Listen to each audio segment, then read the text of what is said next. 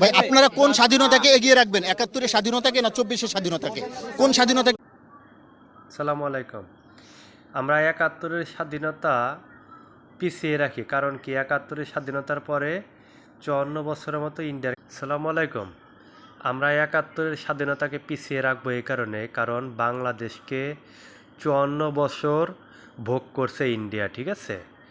আর এখন ২৪-এর স্বাধীনতাটাকে আমরা বড় দেখবো এই কারণেই, কারণ এখন আর ইন্ডিয়া দাদাবাবু বাংলাদেশকে আর ভোগ করার কোনো সুযোগ পাবে না। এই জন্য আমাদের মূল স্বাধীনতাটা হচ্ছে ২৪-এর স্বাধীনতা। এই কারণে এই ২৪-এর স্বাধীনতাকে আমি উঁচু করে দেখছি, কারণ আমাদের বাংলাদেশ এখন ইন্ডিয়ার কাছে কোনো জিম্মি নাই, ঠিক আছে?